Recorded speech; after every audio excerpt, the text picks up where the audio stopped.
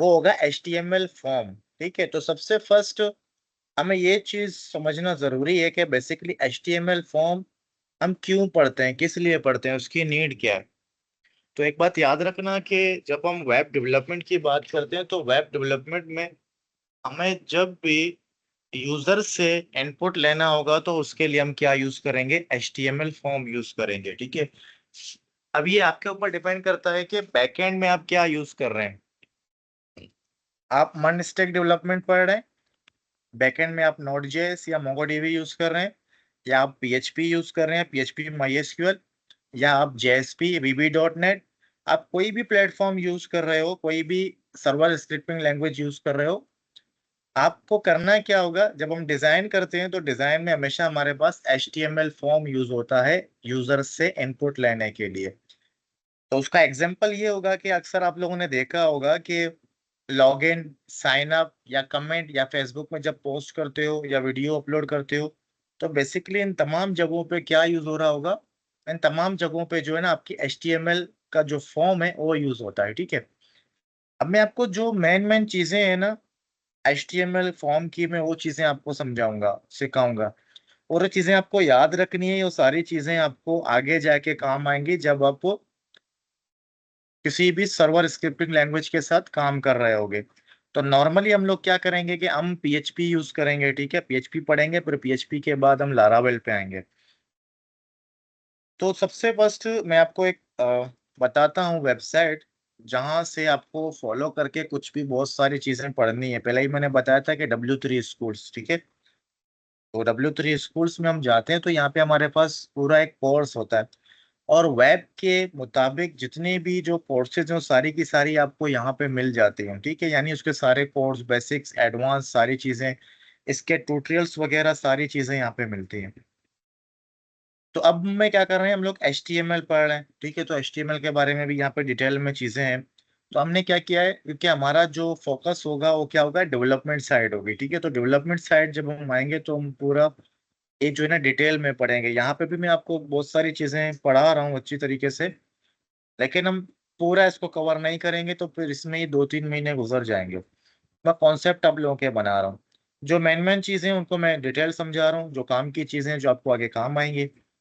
अच्छा, आज का हमारा टॉपिक होगा क्या, HTML फॉर्म। ठीक है, अब यहाँ पे देखो ये पूरा एक टॉपिक है जिसके अंदर इसके एट्रीब्यूट्स हैं, एलिमेंट्स हैं, टाइप्स हैं। ठीक है, एट्रीब्यूट्स हैं इनपुट के, और ये क्या है, फॉर्म के एट्रीब्यूट्स हैं। ठीक है, अब मैं आता हूँ यहाँ पे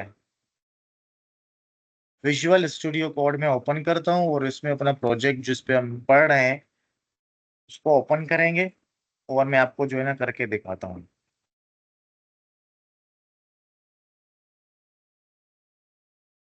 अच्छा, ठीक है, ये हमारा प्रोजेक्ट है। तो अब मैं आता हूँ यहाँ पे index.html वाली फाइल के अंदर। लास्ट टाइम जो हमने जो भी कोडिंग की थी सारी की सारी कोडिंग यहाँ पे अवेलेबल है। अच्छा, उसके बाद फिर मैं कहाँ आता हूँ, मैं यहाँ पे आके अपने जो ये फाइल है मेरा HTML वाला, index.html वाला, इसको भी मैं रन करता हूँ, ताकि साथ साथ आपको शो भी कर सकूँ कि बेसिकली हो क्या रहा है, कौन सी चीजें हो रही हैं। तो यहाँ पे इसका नाम क्या था, नाम देख लेता हूँ, न्यू प्रोजेक्ट। ठीक है, तो न्यू प्रोजेक्ट के नाम से जो है ना हमारा फोल्डर है। तो न्यू प्रोजेक्ट कहाँ गया, कहाँ गया, क्या गया, ये रहा।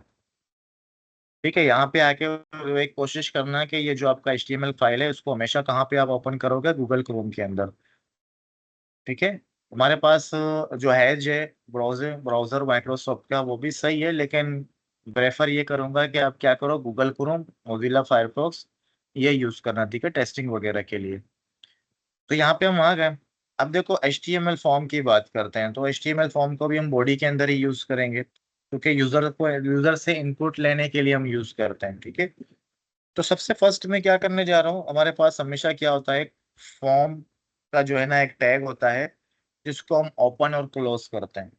ठीक है, जब फॉर्म हमने लिखा, इसको रिफ्रेश करेंगे तो यहाँ पे आपको कुछ भी नजर नहीं आएगा। अब फॉर्म के अपने कुछ एट्रीब्यूट्स होते हैं। ठीक है, जो मोस्ट इंपॉर्टेंट एट्रीब्यूट्स हैं जो आगे जाके आपको काम आएंगे। मेरा तकरीबन 10 से 11 साल एक्सपीरियंस है डेवलपमेंट में, मैंने जो भी फॉर्म के फील्ड्स यूज किए मैं आपके साथ वो शेयर करना चाह रहा हूँ कि क्या क्या है। सबसे फर्स्ट हम बात करते हैं फॉर्म के अंदर, तो फॉर्म के अंदर हमारे पास दो चीजें होती हैं जो मोस्ट इंपॉर्टेंट होती हैं। एक होता है एक्शन और दूसरा होता है मेथड। अब एक्शन के बात करें तो एक्शन क्या है? एक्शन के अंदर हम उस फाइल या उस बात या उस राउट का नाम देते हैं जहां हमें फॉर्म का डेटा सेंड करना है। फॉर एग्जांपल, अब मेरे पास दो फील्ड्स हैं, यूजर नेम, ईमेल या पासवर्ड, ठीक है। ये दो या तीन फील्ड्स हैं और एक बटन बना हुआ है। अब इन फॉर्म को जब मैं फील्ड के अंदर जो फिल करूंगा, यूजर जब फिल करेगा इन फील्ड को, उसके बाद जब मैं बटन सबमिट करूं फॉर्म का, तो फॉर्म का डेटा जो है, जो तीन फील्ड्स हैं मेरे पास, इन फील्ड्स का डेटा कहाँ पे सेंड होना चाहिए, कौन सी फाइल के अंदर सेंड हो। नॉर्मली हम क्या करते हैं, अगर आप उसके साथ काम कर रहे हो, लारावेल के साथ काम कर रहे हो, तब आप क्या करते हो कि यहाँ पे राउट नेम लिखते हो, क्योंकि लारावेल पूरा डिपेंड करता है राउट्स के ऊपर। अगर आप कोर पीएचपी के ऊपर काम कर रहे हो तो कोर पीएचपी पे हम क्या करेंगे, कोर पीएचपी पे जो है ना, हम ये करते हैं कि फाइल का नाम देते हैं, ठीक है। पीएचपी की फाइल होगी, उस फाइल का नाम हम देंगे। तो इसमें भी आऊंगा, एक्शन समझाऊंगा, फिलहाल मैंने ये एक्सप्लेन किया कि बेसिकली ये क्या। अब मेथड की जब हम बात करेंगे तो मेथड बेसिकली हमारे पास नॉर्मली दो होते हैं, एक होता है गेट और दूसरा होता है पोस्ट। अब गेट और पोस्ट में क्या डिफरेंस है, देखो, जब हम गेट यूज करेंगे मेथड के अंदर तो इसका मतलब ये होगा कि जब हम अपने फॉर्म के डेटा को सबमिट करेंगे ना, तो हमारा फॉर्म का डेटा सारा का सारा यहाँ पे यूआरएल में शो हो रहा होगा, ठीक है। और जब हम इनको पोस्ट रख के फॉर्म के डेटा को सबमिट करेंगे तो यहाँ यूआरएल में हमारा डेटा सेट शो नहीं होगा, ठीक है। जो हमारा डेटा होगा वो क्या होगा, हाइड होके सेंड होगा। अच्छा, ठीक है, ये दो चीजें थी। उसके बाद हमारे पास होता है इनक्रिप्शन टाइप।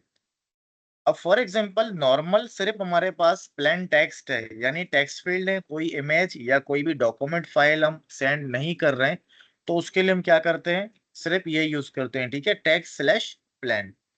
और अगर हम जो है फॉर्म के डेटे के फॉर्म के अंदर कोई फाइल, कोई इमेज वगैरह भी सबमिट कर रहे हैं या सेंड कर रहे हैं दूसरे फाइल के अंदर, या डेटाबेस में सेंड कर रहे हैं या कोई फाइल अपलोड कर रहे हैं, तो उसके लिए फिर हम क्या करते हैं, इसको सेट करते हैं multi part slash form data. ये जरूरी होता है, ठीक है। अगर इसको आप नहीं करोगे तो आपका जो फॉर्म होगा वो फाइल को सेंड नहीं करेगा आगे, ठीक है, सर्वर पे सेंड नहीं करेगा।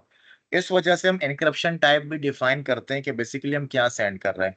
अगर आप इनक्रप्शन टाइप को multi part slash form data set करोगे, तो इसमें आपकी मर्जी है कि आपका जो फॉर्म है उसमें सिर्फ और सिर्फ टेक्स्ट डेटा है या फाइल भी सेंड हो रही है, ठीक है। दोनों तरह के आप डेटा सेंड कर सकते हो। अगर सिर्फ और सिर्फ आप जो है टेक्स्ट डेटा सेंड कर रहे हो तो उसके लिए फिर हम क्या करेंगे, इसको टेक्स्ट स्लैश प्लेन, उसमें प्लेन टेक्स्ट रखेंगे, ठीक है। अच्छा, अब हम आते हैं आगे, जो काम की चीजें हैं जिसमें यूजर इनपुट देते हैं। देखो, अब हमारे पास एक होता है लेबल, ठीक है, लेबल। और लेबल के अंदर हम सिर्फ लिखते हैं, फॉर एग्जांपल यूजर नेम के लिए हम टेक्स्ट फील्ड ले रहे हैं, पासवर्ड के लिए ले रहे हैं, या किसी भी चीज के ले रहे हैं, तो हम क्या करते हैं, यहाँ पे लेबल लेते हैं, ठीक है। अगर लेबल नहीं भी ले रहे हो, किसी और तरीके से आप सिर्फ नाम शो करवा रहे हो, तब भी कोई प्रॉब्लम नहीं। अब लेबल का काम ये क्या होगा, रिफ्रेश किया तो यहाँ पे क्या लिखा हुआ आ रहा है, यूजर नेम, ठीक है। तो अब आते हैं नीचे, तो नीचे हमने क्या लिखा, इनपुट। अब देखो, इनपुट फील्ड हमें लेना है तो उसके लिए हमारे पास टैग कौन सा यूज होगा, इनपुट का। अब इनपुट्स के क्या होते हैं, टाइप्स होते हैं, ठीक है, टाइप। अब इसमें देखो बहुत सारे टाइप्स हैं, बटन है, चेकबॉक्स है, कलर है, डेट टाइम है, डेट टाइम लोकल है, ईमेल है, फाइल है, हिडन इमेजेस वगैरह, बहुत सारी चीजें। अब हम यूजर नेम के लिए ले रहे हैं तो यूजर नेम क्या होता है, मिक्सअप होता है, उसमें नंबर भी आ रहे होते हैं, उसमें स्ट्रिंग यानी अल्फाबेट्स भी आ रहे होते हैं। तो यहाँ पे मैं क्या लूंगा, टेक्स्ट लूंगा, ठीक है। जब हम टाइप टेक्स्ट रखते हैं तो इसका मतलब ए टू जेड सारी चीजें अलाउ हैं इसमें। और मैं इसको अभी फिलहाल क्या कर रहा हूँ, क्लोज कर रहा हूँ। तो रिफ्रेश यहाँ पे करेंगे तो यहाँ पे हमारे पास क्या आ गया, इनपुट टेक्स्ट फील्ड आ गया, जिसके ऊपर आप क्लिक करोगे, जो भी लिखोगे ये इसकी वैल्यू बन जाएगी, ठीक है, इस फील्ड की वैल्यू बन जाएगी। और हमेशा जब हम फॉर्म सेंड करते हैं दूसरे पेज के अंदर, जब फॉर एग्जांपल जब हम फॉर्म के बटन को सबमिट कर रहे हैं, जब फॉर्म सबमिट होता है तो दूसरे पेज में सारा रिकॉर्ड जाता है। तो उस पेज के अंदर कौन सी चीजें जाती हैं, वैल्यूज जाती हैं, जो भी चीजें हम फिल करते हैं। एक होता है नेम और एक होता है वैल्यू। अच्छा, अब यहाँ पे देखो, टेक्स्ट फील्ड हमने लिया, सिर्फ एक हमने एट्रीब्यूट यूज किया, जो एट्रीब्यूट कौन सा है, टाइप इजिकल टू टेक्स्ट।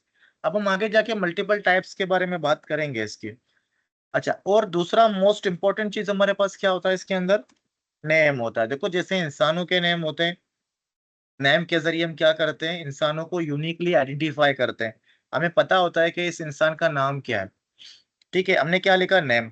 अब हम अपनी मर्जी से कोई भी नाम इसमें रख सकते हैं, क्योंकि जब आप सर्वर साइड स्क्रिप्टिंग लैंग्वेज के साथ काम कर रहे होगे, तो वहां पे जो नेम वाला जो एट्रीब्यूट है ना, ये मोस्ट इंपॉर्टेंट है। क्योंकि सर्वर साइड स्क्रिप्टिंग लैंग्वेज के अंदर क्या होता है, वैल्यू तो हमें नहीं पता कि यूजर कौन सी वैल्यू लिख रहा है, लेकिन नाम हमें पता होता है, क्योंकि नाम फिक्स रहता है, वैल्यू चेंजेस होती है आपकी।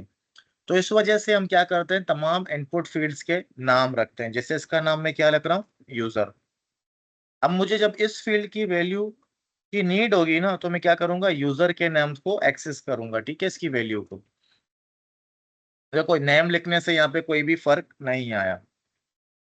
अच्छा, प्लेस होल्डर होता है हमारे पास। प्लेस होल्डर किस लिए होता है, अक्सर आप लोगों ने देखा होगा कि आपको क्या नजर आ रहे होते हैं कि टेक्स्ट फील्ड के अंदर ऑलरेडी कुछ ना कुछ लिखा हुआ होता है।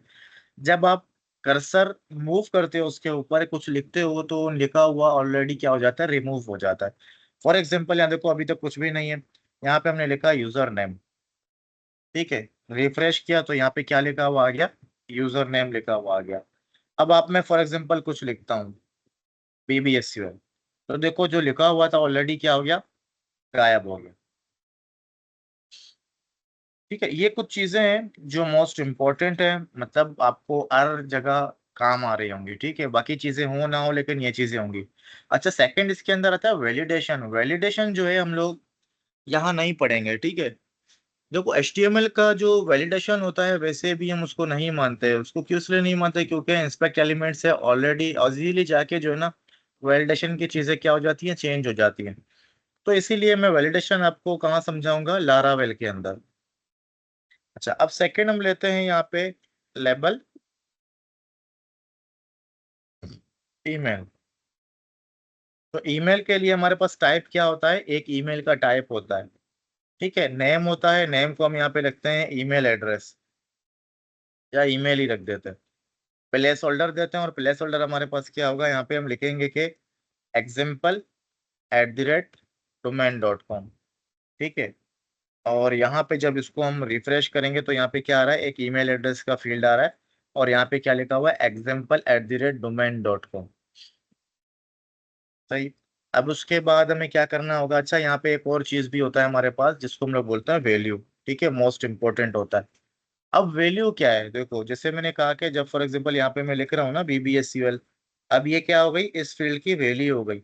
अच्छा, जब एडिट हम बना रहे होते हैं ना, देखो पूरा क्या होता है, क्राउड ऑपरेशन होता है, create, read, update and delete. जब हम अपडेट बना रहे होते हैं ना, इम्प्लीमेंट कर रहे थे, तो सबसे पहले हमें पास क्या ऑप्शन आता है, एडिट का ऑप्शन आता है। तो एडिट के ऑप्शन के अंदर क्या आता है, फॉर्म हमारे पास ओपन होके आ जाती है, उनके अंदर ऑलरेडी वैल्यूज लिखी हुई होती है। फिर उन वैल्यूज को हम क्या करते हैं, चेंज करते हैं। चेंज करने के बाद फिर हम सबमिट कर देते हैं। ठीक है, तो अब यहाँ पे मैं क्या समझा रहा हूँ आपको, वैल्यूज समझा रहा हूँ।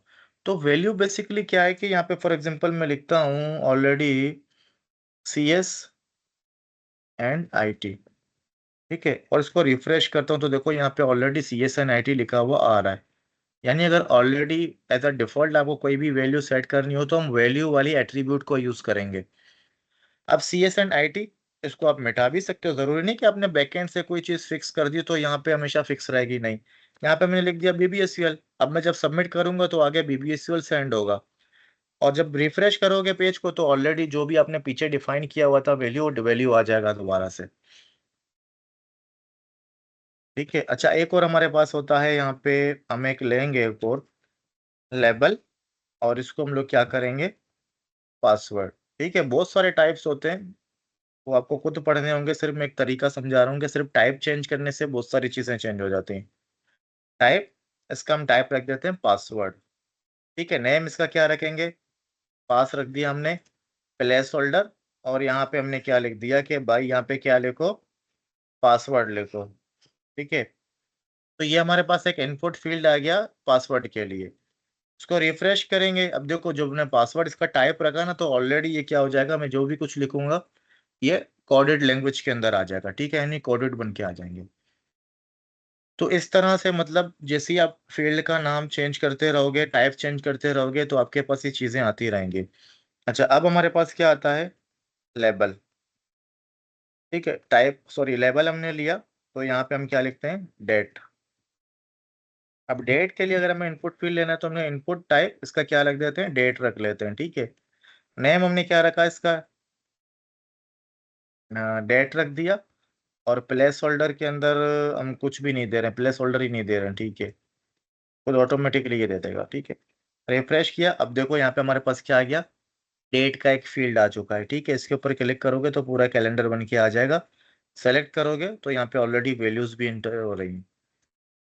ठीक है, इस तरीके से मतलब कि आप फील्ड्स फॉर्म बना सकते हो। ठीक है, अब मेरा काम है कि समझना है इसको कि किस तरह से ये काम करते हैं। अच्छा, अब यहाँ तक हम आ गए ना, तो अब हम लेते हैं बटन। बटन लेने के लिए दो तरीके हैं। एक हमारे पास जो बेस्ट तरीका होता है वो कौन सा है? आप यहाँ पे लो इनपुट। हमेशा जब फॉर्म का बटन बना रहे हो ना, तो आप यहाँ पे इनपुट लो। अच्छा, इसका टाइप में रख देता हूँ बटन। ठीक है, बटन बनाया, इसका नेम भी हम रख सकते हैं। नेम क्या है हमारे पास? बटन ही रख दिया मैंने। ठीक है, इसका नेम भी। अच्छा, अब इसके अंदर हम क्या देते हैं? वैल्यू देते हैं। अगर इसके ऊपर बटन के ऊपर कुछ भी लिखा हुआ है तो उसको हम क्या देंगे? वैल्यू देंगे। वैल्यू के अंदर आप जो कुछ भी लिखोगे ये बटन के ऊपर लिखी हुई आएगी। फॉर एग्जांपल यहाँ पे मैं लिख रहा हूँ फिलहाल बीबीएसयूएल, और इसको मैंने क्लोज कर दिया, रिफ्रेश किया, तो यहाँ पे क्या लिखा हुआ आ रहा है? बीबीएसयूएल लिखा हुआ आ रहा है। नॉर्मली हमारे पास क्या होता है? सबमिट होता है। ठीक है, सबमिट लिखा हुआ आ गया। अच्छा, अब यहाँ पे हम कोशिश करते हैं कि इस फॉर्म के डेटा को सबमिट करें। एक और बात, अगर आपके पास इस तरह का फॉर्म है ना, एक्शन के अंदर आप कुछ भी नहीं लिखते और आप फॉर्म को सबमिट करते हो, तो क्या होता है? जिस फाइल के अंदर ये फॉर्म बना हुआ है, ये डेटा को सेम फाइल के अंदर क्या करेगा? सेंड करेगा। ठीक है, तो अब मुझे क्या करना पड़ेगा? एक चीज आप लोग को डिफरेंस बताना है कि फॉर एग्जांपल यहाँ पे मैं लिखता हूँ इंडेक्स डॉट पीएचपी। ठीक है, पीएचपी की एक फाइल हमारे पास बनी हुई है जिसका नाम क्या है? Index dot PHP. मैं चाहता हूँ जब भी मैं इस बटन को प्रेस करूँ तो मेरा डेटा कहाँ जाए? इंडेक्स डॉट पीएचपी के अंदर जाए। और मेथड में यहाँ पे रखता हूँ गेट फिलहाल। ठीक है, गेट रखता हूँ ताकि मुझे आपको डिफरेंस भी बताना है कि गेट और पोस्ट में क्या डिफरेंस है। यहाँ पे मैंने रिफ्रेश किया। रिफ्रेश करने के बाद फॉर एग्जांपल यहाँ पे लिखा है सीएसआईटी डिपार्टमेंट, ईमेल हमने यहाँ पे डाल दिया और पासवर्ड हम डालते हैं 123, और डेट हम सेलेक्ट करते हैं यहाँ से टुडे। तो जब सबमिट के बटन के ऊपर क्लिक करेंगे हमारा फॉर्म का डेटा क्या हो रहा है? सबमिट नहीं हो रहा। क्यों सबमिट नहीं हो रहा? इसकी वजह क्या है? हमने बटन भी बनाया, फॉर्म के अंदर सारी चीज़ें डिफाइन भी कर दी। तो उसका वजह ये है कि एक बात याद रखना, जब भी आप फॉर्म बनाते हो तो फॉर्म के अंदर जो बटन होगा उसकी टाइप आपको क्या रखनी होगी? सबमिट। जब तक आप बटन के टाइप को सबमिट नहीं रख करोगे, आपके फॉर्म का डेटा सबमिट नहीं होगा, यानी सेंड नहीं होगा। जिस लोकेशन पे या जिस पाथ पे आपको सेंड करना है डेटा, उस पाथ पे सेंड नहीं होगा। कोई एक्शन ही परफॉर्म नहीं होगा जब तक आप बटन के टाइप को सबमिट नहीं रखोगे। अच्छा, रिफ्रेश करते हैं। रिफ्रेश करने के बाद अब आते हैं यहाँ पे, हम ईमेल एड्रेस फिल करते हैं और पासवर्ड लगाते हैं 123456, और यहाँ से हम क्या करते हैं? इसको टुडे करते हैं। अब देखो, मैं सबमिट के बटन के ऊपर क्लिक करूंगा तो देखो डेटा मेरा कहाँ सेंड हुआ? इंडेक्स डॉट पीएचपी वाली फाइल में डेटा सेंड हुआ। अच्छा, अब जो यूजर, देखो यहाँ पे क्या आ रहा है? यूजर। यूजर हमारे पास क्या है? ये रहा, इस यूजर नेम वाले टेक्स्ट फील्ड का नाम है। अच्छा, उसके अंदर वैल्यू क्या लिखा था हमने? CSNIT लिखा था। देखो यहाँ पे वैल्यू भी इसकी आ रही है। देखो CSNIT हमने लिखा था। और ईमेल वाले फील्ड के अंदर हमने क्या लिखा था? यहाँ पे ईमेल एड्रेस लिखा था, और पासवर्ड पे 123456 लिखा था। और डेट हमने आज की डेट सेलेक्ट की थी, और बटन का जो नाम क्या है? सबमिट है। ठीक है, तो ये हमारे पास क्या आ गया? सारे के सारे फॉर्म की चीजें आ गई हैं।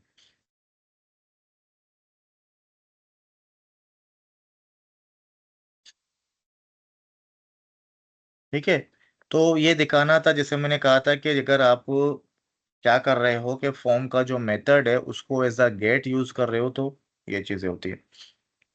अच्छा, अब उसके बाद अगर हम बात करें तो उसके बाद मैंने कहा था कि जब हम पोस्ट देंगे तो हमारा डेटा वहां पे शो नहीं होगा। ठीक है, देखो तीन चीजें इंपॉर्टेंट थी, एक मेथड, एक एक्शन, और एक बटन का टाइप सबमिट होना। ठीक है, अब मैंने यहाँ पे कर दिया पोस्ट। रिफ्रेश करेंगे इस पेज को। रिफ्रेश किया मैंने कंट्रोल R प्रेस करके, यहाँ पे CSIT लिखा हुआ है, यहाँ पे हम आते हैं ईमेल सेलेक्ट करते हैं और पासवर्ड लगते हैं 123456 और हम डेट रखते हैं यहाँ पे टुडे और यहाँ पे हमने क्या कर दिया, सबमिट कर दिया। ठीक है, तो सबमिट में क्या आ गया, यहाँ पे देखो index.php वाली फाइल के अंदर आए, लेकिन URL में हमारे पास कोई भी चीज शो नहीं हुई। ठीक है, कोई चीज शो भी, कोई भी चीज शेयर नहीं हुआ। तो इसीलिए मोस्टली हम लोग प्रेफर देते हैं कि जो मेथड टाइप होता है उसमें हम क्या यूज करें, पोस्ट यूज करें। ठीक है, गेट यूज नहीं करना है आपको। तो ये था फॉर्म। अब फॉर्म के अंदर कुछ और चीजें हैं, जैसे फॉर एग्जांपल अक्सर होता है कि आपने देखा होगा रेडियो बटन्स। ठीक है, जैसे हमने यहाँ पे लिखा लेबल, हमने लिखा जेंडर, चले यहाँ पे हम लिखते हैं मेल, और हमेशा मेल के लिए हम क्या करते हैं, यहाँ पे रेडियो बटन यूज करते हैं। ठीक है, इनपुट टाइप क्या होगा इसका, रेडियो होगा, और इसका नेम हम क्या देते हैं, जेंडर। ठीक है, इसका नाम जेंडर होगा। अच्छा, दूसरा हमने लिखा फीमेल। ठीक है, तो फीमेल के अंदर हमारे पास क्या है, इनपुट टाइप रेडियो बटन। ठीक है, और उसका नेम हम देते हैं जेंडर, सॉरी नेम हम देते हैं इसका जेंडर 2 करते हैं फिलहाल। ठीक है, कुछ चीज समझानी है मुझे आप लोगों को। अच्छा, अब ये हमारे पास दो चीजें हैं। ठीक है, नेम क्या है, जेंडर, और दूसरे मेल का नेम क्या है, जेंडर, और फीमेल का नाम क्या है, जेंडर 2। अब हमें क्या करना है कि हमें चेक करना है। देखो रेडियो बटन ये होते हैं हमारे पास, ठीक है, इस तरह के बटन। अब रेडियो बटन पे हमारे पास बेसिकली होता क्या है, रेडियो बटन हम इसलिए यूज करते हैं कि अगर हमें फॉर एग्जांपल हम कोई क्विज एप्लीकेशन बना रहे हैं और उसमें क्या करना है, सिर्फ एक सिंगल ऑप्शन सेलेक्ट करना है, तो सिंगल ऑप्शन सेलेक्ट करने के लिए हम रेडियो बटन यूज करते हैं। अब देखो मैंने मेल सेलेक्ट किया, यहाँ पे फीमेल भी सेलेक्ट हो गया। अब ये किस तरह का सीन है कि क्या हो रहा है, देखो जब मल्टीपल ऑप्शंस होते हैं और उसमें सिर्फ एक सिंगल ऑप्शन आपको सेलेक्ट करना होता है, तो उसके लिए हम रेडियो बटन्स यूज करते हैं। तो उसमें एक चीज आपको करना होगा कि रेडियो बटन्स के जो नेम है ना, वो आपको सेम रखने होंगे। रिफ्रेश किया हमने, यहाँ देखो दोनों क्या है, दोनों में से कोई एक सेलेक्ट हो रहा है, दोनों को हम सेलेक्ट नहीं कर पा रहे। ठीक है, रिफ्रेश किया हमने। अच्छा, अब कोई इस सब टाइम ऐसा भी होता है कि ऑलरेडी एक सिलेक्टेड होता है ऑप्शन, तो उसके लिए हम क्या करते हैं, जैसे मेल मुझे ऑलरेडी क्या करना है, सेलेक्ट करना है, तो चेक हम लगाते हैं यहाँ पे। देखो यहाँ पे अभी कोई भी सिलेक्ट नहीं है। ठीक है, रिफ्रेश करूंगा तो देखो मेल सेलेक्ट होके आ गया। अगर फीमेल आपको सेलेक्ट करना है ऑलरेडी, मतलब एज अ डिफॉल्ट, तो आप यहाँ पे क्या करोगे, चेक लगा दोगे फीमेल वाले फील्ड पे, रिफ्रेश करोगे तो अब यहाँ पे देखो फीमेल वाला ऑलरेडी क्या हो रहा है, एज अ डिफॉल्ट सेलेक्ट होके आ रहा है हमारे पास। ठीक है, तो ये बेसिकली हमारे पास क्या आया था कि रेडियो बटन। अब एक और बटन हमारे पास होता है जिसको हम लोग बोलते हैं चेक बॉक्स। अब देखो हमने लेबल बनाया, ठीक है, तो उसको हमने दिया ऑप्शन 1। तो यहाँ पे हम क्या करते हैं, टाइप चेक बॉक्स लगाते हैं। ठीक है, नेम, नेम हमने रखा कि ऑप्शंस रखते हैं। ठीक है, इसका नाम। अच्छा, सेकंड हमारे पास क्या होगा, लेबल, और इसमें हम देते हैं कि ऑप्शन 2। ठीक है, और इसका हमें क्या करना है, इनपुट टाइप चेक बॉक्स। ठीक है, तो चेक बॉक्स में नेम मैंने क्या कर दिया, यहाँ पे ऑप्शंस लगा दिए। अब देखो इनके नेम हमारे पास क्या है, सेम है। ठीक है, नेम हमारे पास सेम है, नेम हमारे पास सेम है, और जो है ना, अब हमें क्या करना है कि दोनों को अगर हम सेलेक्ट करें तो देखो दोनों दोनों सेलेक्ट हो जाएंगे। क्यों होंगे, क्योंकि चेक बॉक्स जो है ना हम इसलिए यूज करते हैं कि हम लोग मल्टीपल चॉइस जब हमें देना होता है ना, कि जैसे हमने क्विज का एग्जांपल दिया, और अब मैं चाहता हूं कि आप क्या कर सकते हो, मल्टीपल आंसर्स को सेलेक्ट कर सकते हो, यानी मल्टीपल आंसर सही हो सकते हैं, तो उसके लिए हम चेक बॉक्स यूज करते हैं। तो ये हमारे पास होते हैं चेक बॉक्स। ये देखो इसको भी सेलेक्ट किया हमने, इसको भी सेलेक्ट कर दिया। अगर इनके नाम भी हम डिफरेंट रखेंगे, रिफ्रेश करते हैं, तो इसमें क्या होता है, देखो डिफरेंट ऑप्शन हम सेलेक्ट कर पा रहे हैं।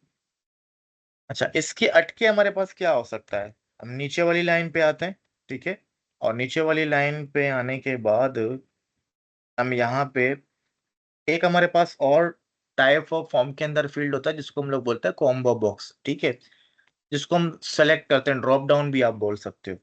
तो उसके अंदर हमारे पास क्या होता है, हम आते हैं सेलेक्ट ठीक है। और सेलेक्ट के अंदर हमारे पास होते हैं ऑप्शंस। फॉर एग्जांपल हमने यहाँ पे लिखा कि सिलेक्ट कंट्री। ठीक है, तो रिफ्रेश करते हैं तो यहाँ पे क्या लिखा हुआ आ रहा है, सिलेक्ट कंट्री। देखो एक ही ऑप्शन है। अच्छा, तो यहाँ पे मैं BR दे देता हूँ एक और, ताकि थोड़ा सा गैप बन जाए। ठीक है।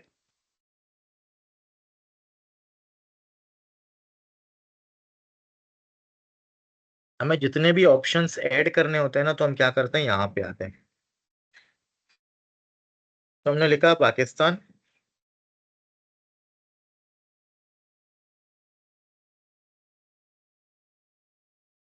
इंडिया। ठीक है, अब देखो यहाँ पे ऑप्शन हमारे पास दोनों आ जाएंगे, पाकिस्तान भी आ गया और इंडिया भी हमारे पास आ गया। अच्छा, अब ये तो चीजें थी, सिर्फ ऑप्शंस थे। एक बात याद रखना, जैसे मैंने कहा था कि जब हम फॉर्म के बटन को सबमिट करते हैं तो उस टाइम क्या होता है, वैल्यूज सबमिट होती हैं। ठीक है, यानी उसका नेम, उसके साथ उसकी वैल्यू सेंड होती है। जैसे अब यहाँ पे हमने लिखा है ना, सेलेक्ट कंट्री पाकिस्तान इंडिया, ये बेसिकली वैल्यूज नहीं है, ये जस्ट सिर्फ दिखाने के लिए। फॉर एग्जांपल जो हमारे पास सेलेक्ट कंट्री है, इसको हम वैल्यू देते हैं ब्लैंक। ठीक है, क्योंकि इसकी कोई वैल्यू नहीं है हमारे पास। पाकिस्तान है, इसको हम क्या कर देते हैं, पाक कर देते हैं। ठीक है, वैल्यू तो इसको हम क्या करते हैं, इंडिया कर देते हैं। ठीक है, इस तरह से वैल्यूज है हमारे पास। अच्छा, अब इसमें नेम कहाँ से देना है, क्योंकि नेम मोस्ट इंपॉर्टेंट होता है, तो नेम हम कहाँ से देंगे, यहाँ से देंगे। ठीक है, नेम हमने सेलेक्ट कर दिया। अब नेम इसका क्या होगा, कंट्री। रिफ्रेश। ठीक है, अब यानी जब हम किसी भी ऑप्शन को, पाकिस्तान को सिलेक्ट करेंगे तो इसकी वैल्यू क्या जाएगी, पाक जाएगी। इंडिया को जब सेलेक्ट करेंगे तो उसकी वैल्यू इंडिया चली जाएगी।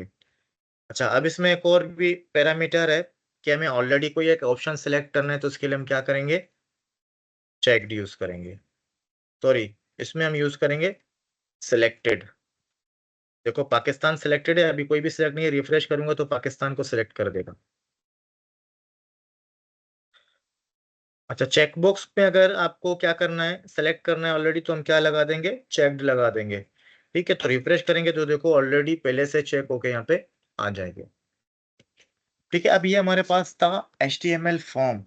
ठीक है, अब HTML फॉर्म को आपको पूरा कंप्लीट पढ़ना है, क्योंकि अब इसके बाद हमारे पास मेरे ख्याल से सिर्फ एक या दो टॉपिक्स रह गए हैं। फिर उसके बाद हमारा एक होगा क्विज HTML के हवाले से। तो HTML के हवाले से जो क्विज होगा, उसके लिए मैं आपको टॉपिक्स बताऊंगा, आपको पढ़ने होंगे।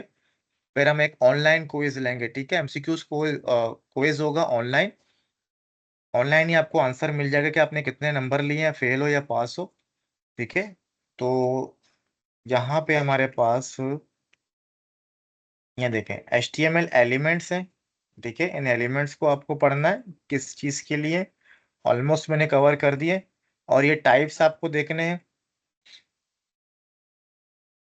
ये सारे टाइप्स हैं। देखो, सिर्फ आपको टाइप्स चेंज करना है, वो चीज़ें चेंज हो जाती हैं। जैसे हम कर रहे थे ना, डेट वगैरह सारी चीज़ें। अच्छा, कुछ एट्रीब्यूट्स हैं, इनपुट एट्रीब्यूट्स हैं, और कुछ फॉर्म के एट्रीब्यूट्स हैं। इनको देखना है, यानी इस चैप्टर को आपको खुद पढ़ना है और प्रैक्टिस करनी है, चीज़ों को समझना है कि कौन सी चीज़ किस लिए यूज़ हो रही है। ठीक है, जैसे डिसेबल करने के लिए डिसेबल यूज़ होता है, सिर्फ रीड ओनली के लिए रीड ओनली यूज़ होता है। ठीक है, और साइज वगैरह दे भी सकते हैं हम लोग, लेंथ वगैरह भी डिफाइन कर सकते हैं। ठीक है, वैलिडेशन भी कर सकते हैं हम लोग। तो बेसिकली हम नॉर्मली वैलिडेशन HTML का यूज़ नहीं करते। हम क्यों नहीं करते, मैं उसका एक तरीका आपको बता रहा हूँ, समझा रहा हूँ। देखो फॉर एग्जांपल, आपने कोई पासवर्ड ऑलरेडी मतलब उसको वैल्यू दे दी है, वैल्यू BBSQL, रिफ्रेश किया। अब हमें नहीं पता कि इसके पीछे क्या लिखा हुआ वैल्यू। समटाइम ऐसा होता है ना कि आप क्या करते हो, अपने ब्राउजर पे अपना ईमेल और पासवर्ड सेव करते हो, सेव करके छोड़ देते हो, ताकि आपको याद करने की जरूरत ना हो पासवर्ड। अब मैं आपको दिखाता हूँ कि किस तरीके से HTML फॉर्म हो या HTML जावास्क्रिप्ट किसी का भी कोडिंग हो, तो किस तरह से उसको हम मतलब देख सकते हैं। फॉर एग्जांपल, अब मुझे क्या करना है कि इसका पासवर्ड मालूम करना है, कि मैं पासवर्ड किस तरह से मालूम कर सकता हूँ।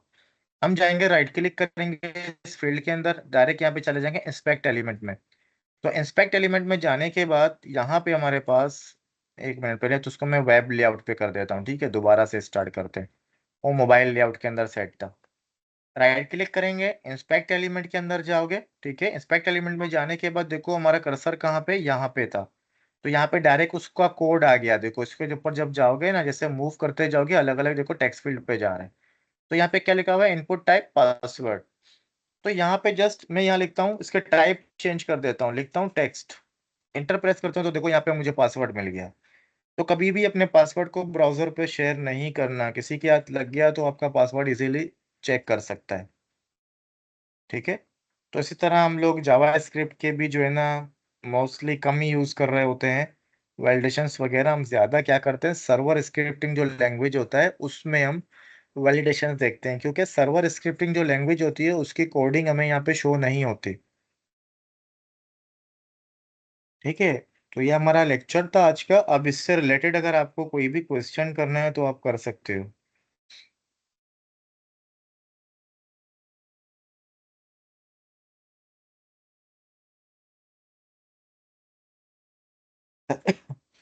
किसी को कोई क्वेश्चन करना है?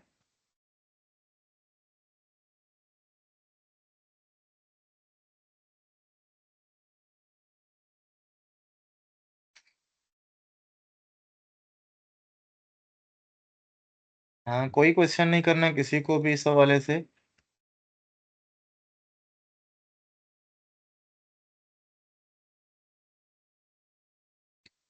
ठीक है, अगर कोई क्वेश्चन नहीं है तो मैंने जो असाइनमेंट दिया कि आपको करना है, सारी चीजें पढ़नी है, इसमें प्रैक्टिस करना है। वो और इसके अलावा हमारे पास टॉपिक रहता है मीडिया लगाने का, कि अगर हमें मीडिया लगाना हो, कोई वीडियो लगाना हो, ऑडियो लगाना हो, या हमें यूट्यूब से कोई वीडियो अपने वेब एप्लीकेशन के अंदर लगाना हो तो हम किस तरह से लगाएंगे, ठीक है। तो उसके बाद फिर आपका होगा एक क्विज। फिर क्विज के बाद आपको दो तीन टास्क मिलेंगे, आपको करने होंगे, बनाने होंगे, ठीक है। तो फिर सीएसएस थोड़ा समझेंगे, फिर उसके बाद फिर हम मूव करेंगे कहाँ पे, पीएचपी पे। किसी को कोई क्वेश्चन नहीं है?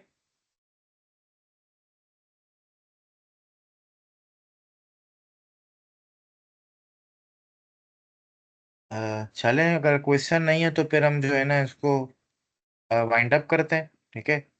और वीडियो मैं आपके साथ इंशाल्लाह शेयर कर दूंगा, लास्ट वीडियो भी और ये भी, ठीक है।